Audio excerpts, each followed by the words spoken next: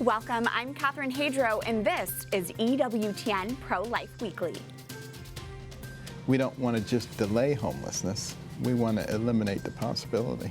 Secretary Ben Carson creates a program to help foster care teens combat homelessness. We sit down with him. A Hollywood actress credits her abortion for her success. We speak out. And a former Cosmopolitan magazine writer gives us an inside look into why women's media frequently pushes the abortion agenda.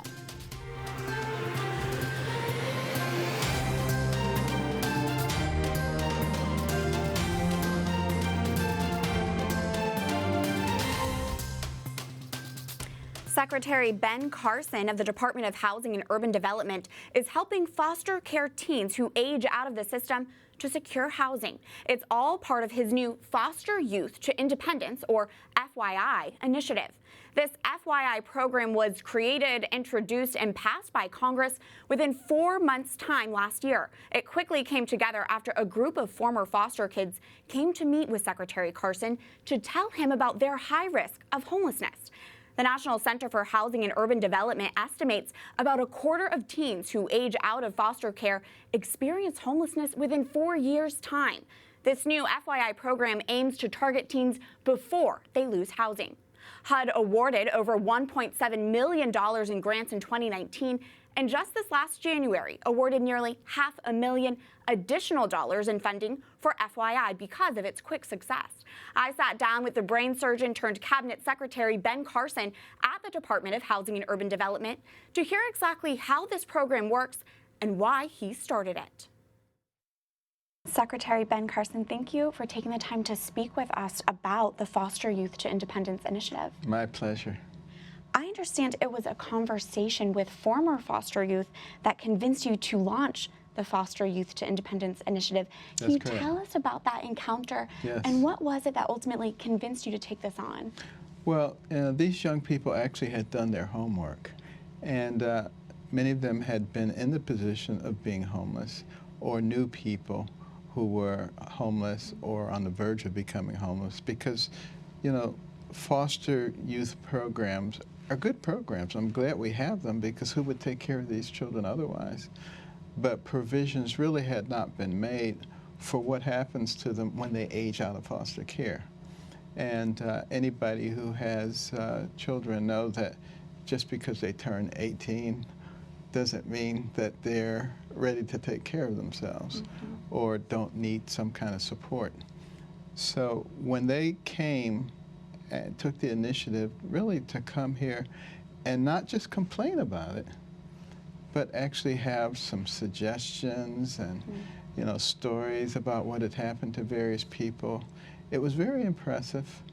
And so, you know, we have some tremendous people here at HUD. We have the ugliest building, but the best people. And, you know, it really started concentrating on this and working with the youth. We were able to create a program and be ready to give out the first awards in 4 months. In 4 months, that was my next question. How quickly did it come together? People who say that things cannot be done quickly and efficiently in government need to hear this story. Can you explain, Secretary, how the FYI program works exactly? Who can apply? Yes. The various individuals who actually need the program can work through the social services, child social services divisions, who make a referral.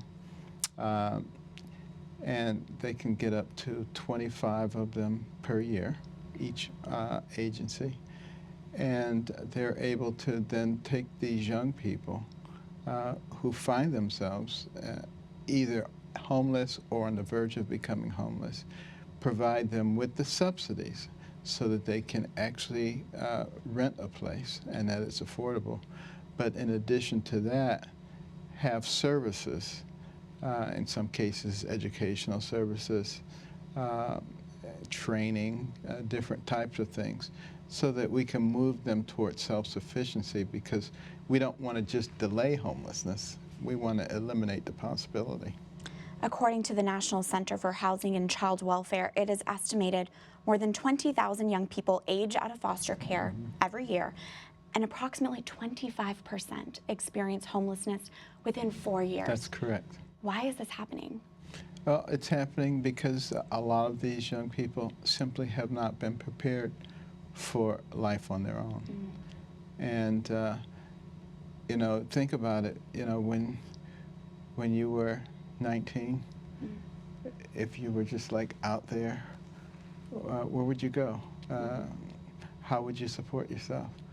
And in some cases, people say, oh, 19, I got it, I'm together. But a significant number of people really are not together at that point. Can you speak more to how foster youth really are more vulnerable to homelessness? Yeah, well, recognize that the very nature of being a foster youth means that you don't have a traditional family structure. You know, a mother, father, sisters, brothers, aunts and uncles who have been supporting you throughout your whole life, telling you how you should get things done, providing various contacts and advantages for you as you move on through life. So you're kind of out there by yourself. The Fyi program is just a few months in, but what has it accomplished so far? Well, you know, a significant number of young people throughout the country have already benefited. Some of them have been profiled on different programs. And more importantly, it's given a lot of people hope. You know, they're not quite as desperate as they see themselves, you know, moving toward the exit. And they know that there's going to be some support for them. Have you found that there truly is bipartisan support for this initiative? Yes, absolutely. And, you know, I'm particularly interested in things that are not political because, you know, I am fearful for the future of our country, not because of China or North Korea or Russia or Iran, but because of the divisiveness and the hatred that we see everywhere, which is completely not necessary. And we just really need to start putting the needs of our people out front, and this is a program that really demonstrates that. You've already hit on this, but can you speak further, Secretary, to the role housing plays in establishing a stable life for a human being, especially someone who has been through the foster care system and hasn't had stability in his or her life? Well, you know, think about it. If you're out in the forest and you see a rabbit and you start chasing them, what do? They run back to their hole. Chipmunk, they run back. You know, you need a place where you feel safe and where you feel secure. And think about all those people who are homeless on the street. You know, I've had an opportunity to go around the country and talk to some of those people and see them and see the hollowed out look in their face and the hopelessness in their eyes. And, you know, when you don't have a place that you can call home and where you can feel secure, you become extraordinarily vulnerable. And that's what happens to these children who become homeless. What do you know now about foster youth and about homelessness that you didn't when you took on the role of Secretary in 2017? Well, you know, I've been very impressed by the tremendous potential that exists in so many of these young people if you just give it a chance to blossom. And what we need to recognize as a country is that this is our best resource, our people. And we need to be thinking about how we develop them, not how we just maintain them, because as they develop, our country develops. What do you think are the biggest misconceptions facing our homeless brothers and sisters? A lot of people assume that they're shiftless, that they have no ambition, and that's not always true. Is it true in some cases? Of course, but the majority of cases it is not true. And given a choice of being homeless or having a supportive system from which they can spring forward, that's easy. That's an easy choice. but it's not as easy for everybody as you would think. And particularly when things are going very well in your life and you've had all the support you needed, sometimes it's easy to look down on other people. But having been on both sides of the track myself, I realize there are a lot of people on the wrong side of the track who really are good, decent people that just haven't necessarily made all the right choices or had the right opportunities. And when we can do things to provide opportunities for them, what a difference that makes. Particularly when you're dealing with poor people. You think of all the things that it talks about in the Bible.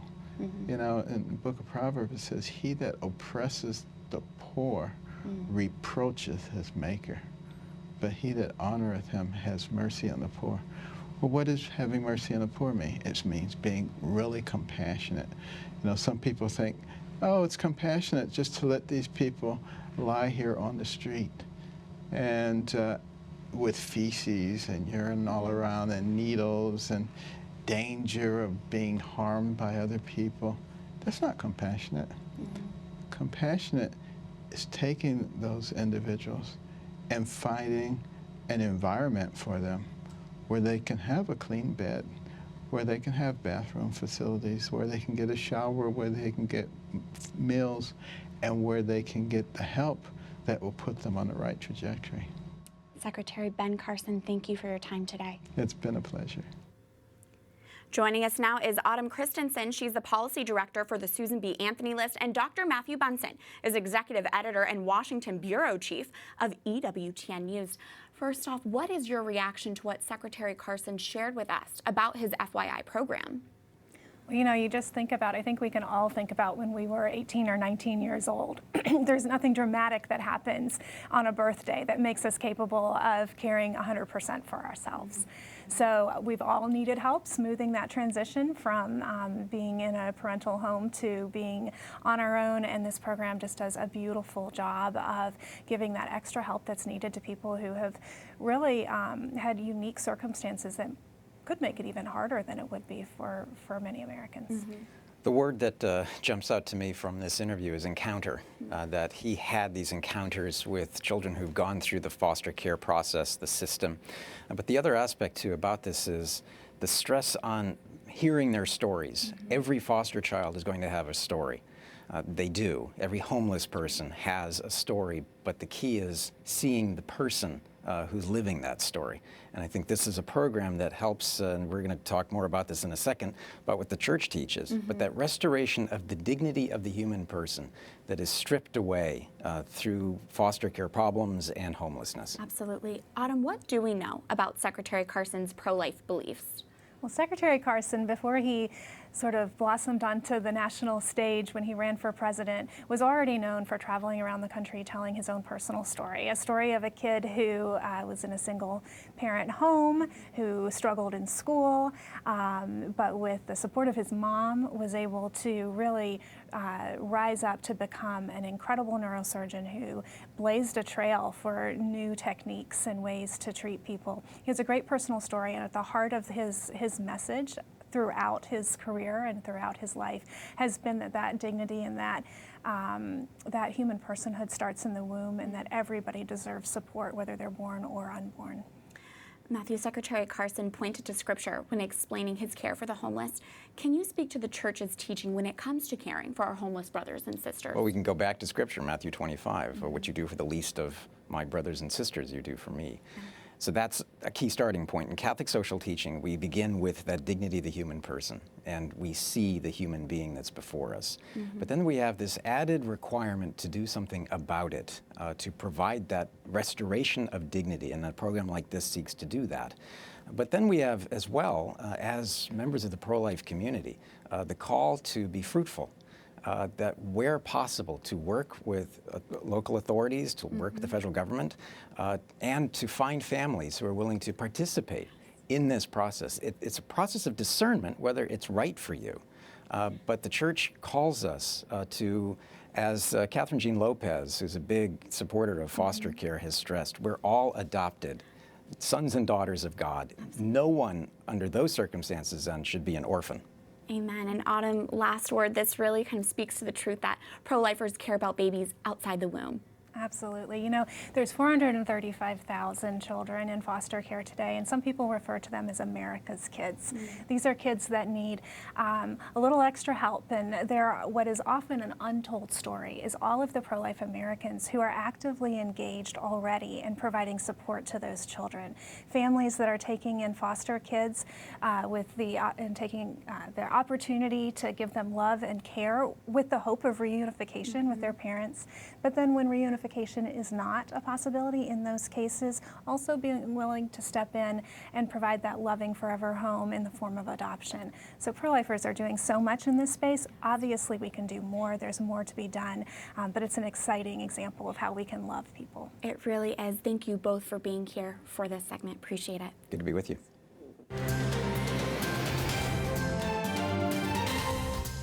House Democrats recently voted down a motion to pass the Born Alive Abortion Survivors Protection Act. This bill would have required that babies who survive botched abortions receive necessary medical care. This House vote came on the heels of Senate Democrats filibustering the Senate version of the Born Alive bill. This bill is a crucial common sense piece of legislation designed to protect the most vulnerable among us. While there were lawmakers who voted against it, there were also U.S. lawmakers who voted for it. And that brings us to this week's call to action. Go to ProLifeWeekly.com to find out how your lawmakers voted on the Born Alive bill and let them know what you think. Once you type in your information, our website will tell you how your representative and how your senator voted on the Born Alive bill. Depending on their vote, you can then send either a thank you message or a message that you're disappointed for not supporting the Born Alive bill.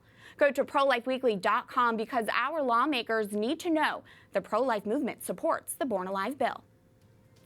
Coming up, why is it that women's fashion magazines frequently promote abortion and contraception? We sit down with a former Cosmo girl turned Catholic convert who gives us an inside look into why women's magazines often push an abortion agenda.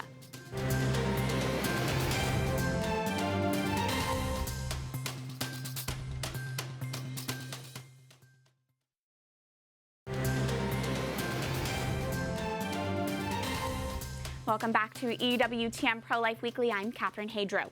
A Hollywood actress last week credited her success to an abortion she got at 15. That is this week's Speak Out segment. The Supreme Court heard a major abortion case last week, and on the steps of the court was a pro-abortion rally where actress Busy Phillipps gave an intense speech. She argued, or rather screamed, that she would not have her home, her car, her career, or her family if it was not for her abortion at the age of 15. I have all of this, all of it, because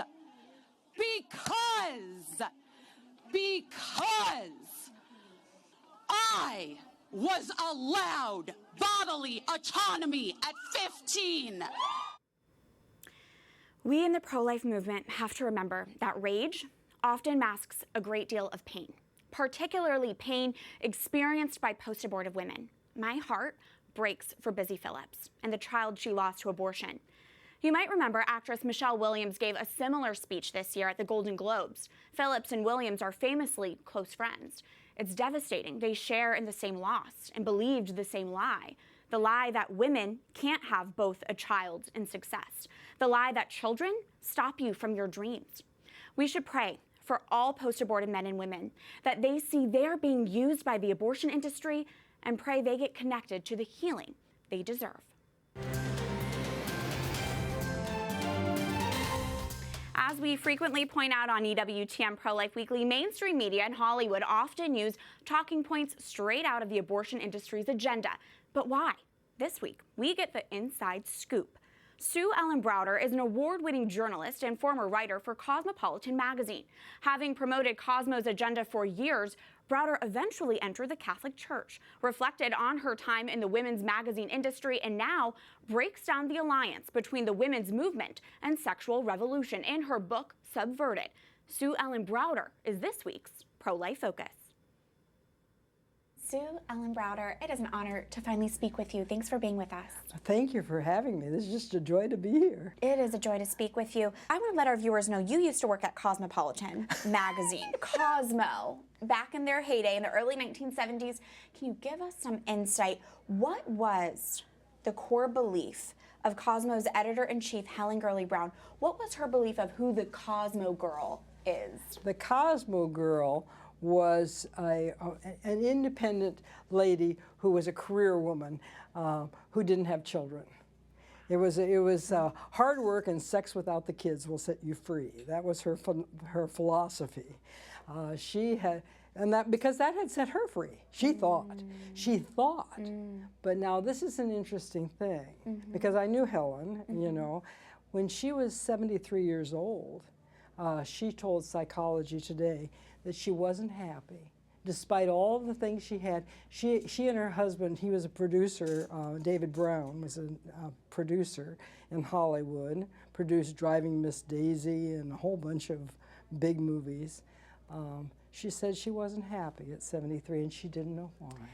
It's heartbreaking. Yeah, it was. And you write in your book, Subverted, quote, "Once on staff at Cosmo, I soon learned my J-school instincts had been correct. Many of the alleged real people we wrote about in the magazine were entirely fictitious."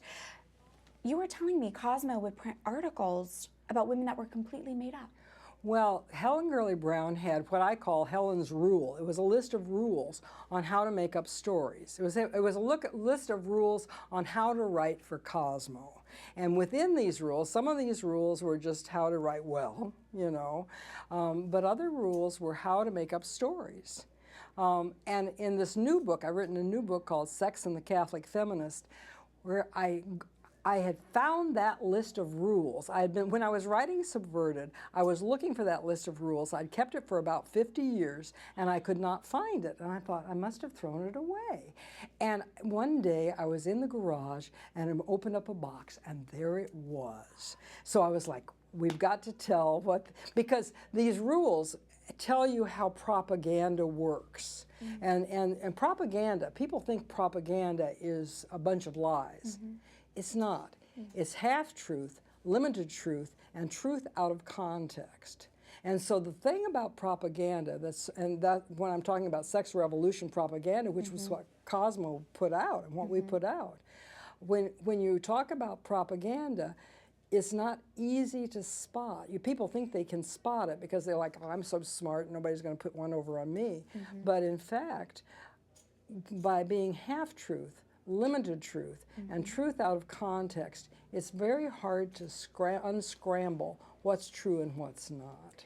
And in Cosmo, a lot of those articles and a lot of those experts that we had in the articles were real, okay? But the ones that were sex revolution articles, we made up these happy women who were out, you know, going all over the country, having sex wherever they wanted to and having a wonderful time.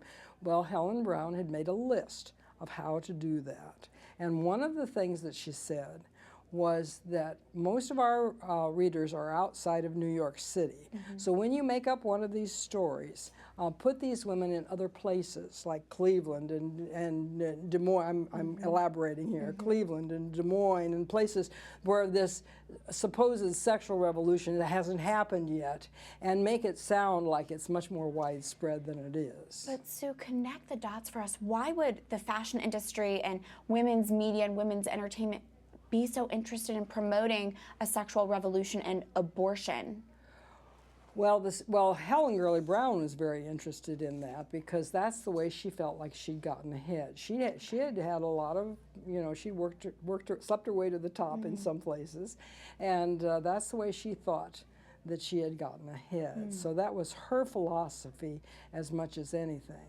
But what happened was, see, again, you have to know how propaganda works. There was a man who was Sigmund Freud's nephew who wrote a book firstly called Propaganda. And Edward Bernays was his name.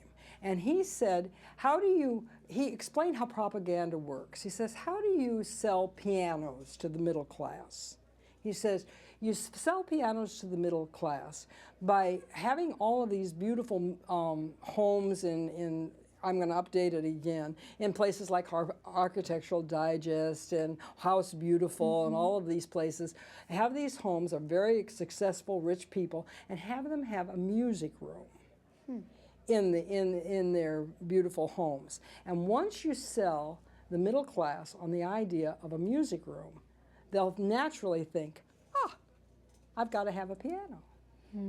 Okay, how do you sell beautiful clothes, makeup, singles travel, abortions, contraception, all these things that the sexual revolution sells?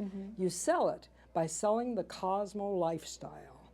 And once a woman gets that attitude in her mind that this is the way I want to live if I'm going to be free and successful and happy, then she'll just naturally think she has to have all those other things. And of course, she's going to have an abortion if she's going to live that Cosmo lifestyle, which is hard work and sex without the kids will set you free. And today, the magazine industry looks a lot different than the 1970s. You know, print magazines are less common. The most content is digital today. But what you refer to as feminist propaganda, do you still see that existing? It's everywhere. It's everywhere. Because why? Why did the other women's magazines they actually began to copy Cosmo over the decades, the decades. They began to copy Cosmo. Why? Because Cosmo was so successful. It was the most successful women's magazine in the early 70s. And so if they wanted to sell all this stuff, they're like, oh, okay. And also, I think, to be honest with you, because I'm a journalist and I believed in the pro-abortion propaganda for years and years and years in New York City when I was there. Journalists are the most subject to all this propaganda. It's all aimed at them. You know, NARAL, Pro-Choice America, Planned Parenthood, all of this propaganda is aimed at the journalists. And once they buy into that, well, then they've got them in their pocket, don't they? I'm so grateful for your witness and the truth that you bring. Sue Ellen Browder, it is an honor to meet you. It's nice to meet you. Browder has now written a new book, Sex and the Catholic Feminist, to continue to explain why the pro-life side is often ignored by the media. That does it for this edition of EWTN Pro-Life Weekly. Let's connect online. Find us on social media at EWTN Pro-Life. And you can always send us an email at prolifeweekly@ewtn.com. Until next week, remember, life is a gift. Your life is a gift. God bless.